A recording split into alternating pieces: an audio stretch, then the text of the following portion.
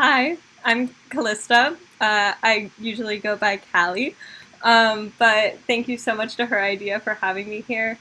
Like Chloe said, I'm a senior at the Ruth Asawa School of the Arts. I'm in the musical theater department. I am usually I'm in the environmental club. I'm part of the Sunrise Movement and a few other organizations that help push the agenda of uh, solving and finding solutions for climate change, and that's always been a really important goal of mine.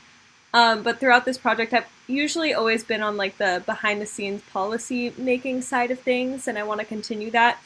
But for my project this year, I really wanted to focus on trying something new and sort of making a difference within my community and something that I can leave behind as I graduate. And so I made a little progress video, and I'd love to show it to you guys. When I first joined the environmental club, we had a plan to build a living wall, but sadly the plans didn't really go through, and so I did a lot of research on what it takes to build a living wall, and I gained a lot of interest in it. And as I was thinking about what I wanted my senior project to be, I knew that I wanted to do something climate focused and environmentally sustainably focused, and so I chose to do a living wall because I had a lot of prior research on it, and I thought it would be a really fun experiment to try and do it with all recycled materials.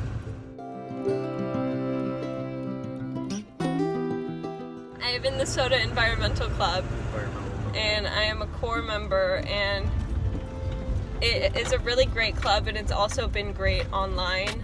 I'm still learning a ton. There's a cart. Beautiful.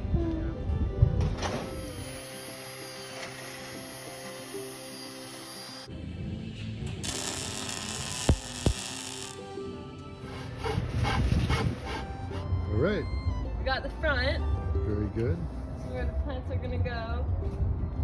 It's our little cart. We welded the structure to the cart. Not the best welding, but I tried. First welding.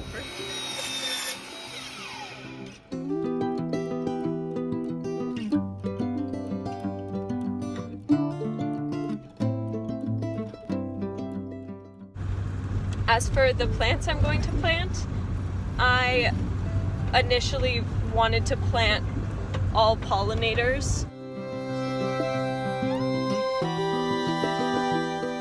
Okay. And leave some slack, but it's just Callie, you can just watch. It's just No, it's really best to soak it for a while, but it kind of just works. Like you're just trying to gently disentangle the soil.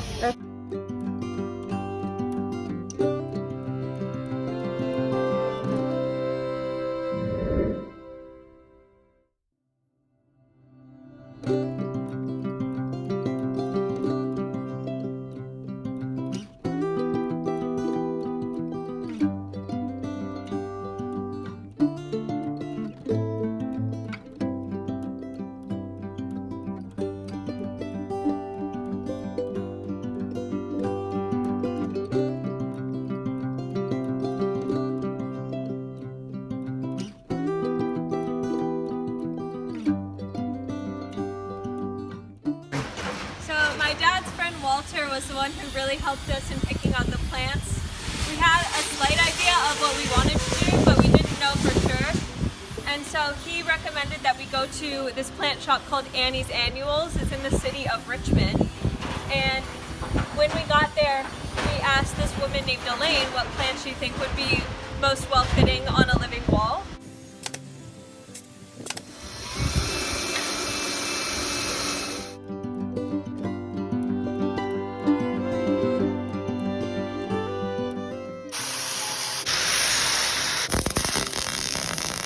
Okay, so here's what we added in today. We added our gutter, and then we attached this water pump that's gonna connect. This is our filter that we also added. We welded that in. It's gonna connect to this water pump. That's how the water is gonna be distributed up. And it's gonna attach to this tank that's gonna be full with water. Yay!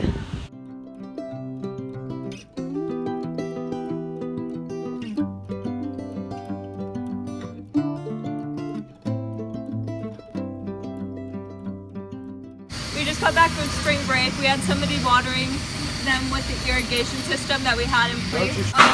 Since then, some of the plants have wilted and some of them have done really well.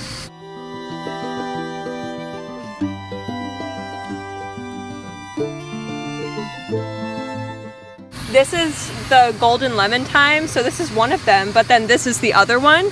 So this one's obviously doing a lot better.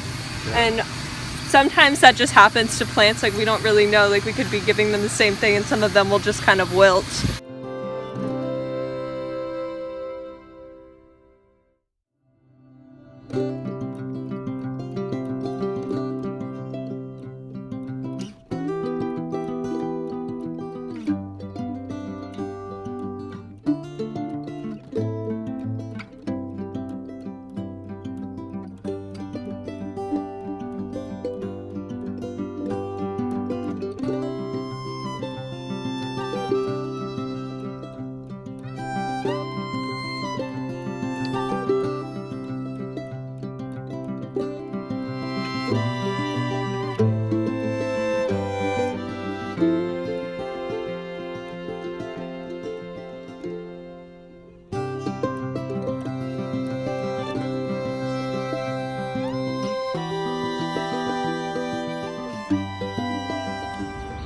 Cheers, guys! Cheers!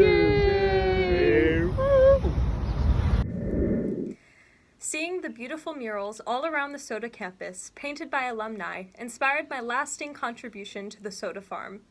Knowing that I was graduating soon encouraged me to think further ahead about the longevity of the living wall. I talked to my principal, who allowed me to install the living wall right on campus where our school farm lives. I also reached out to the Environmental Club, where the journey of my environmental advocacy started, and gathered a team that is willing to keep the wall healthy and watered. I even created a manual of all of the different plant names, as well as the instructions for maintaining the wall.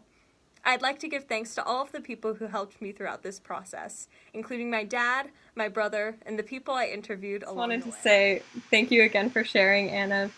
And I do really want to continue my environmental work. I will be attending UC Berkeley in the fall for environmental economics and policy. I'm really excited about that. And no matter what, I just want to continue my passion and trying new ways to promote sustainability. I might even try building a living wall again. I've gotten a few offers to have me build one.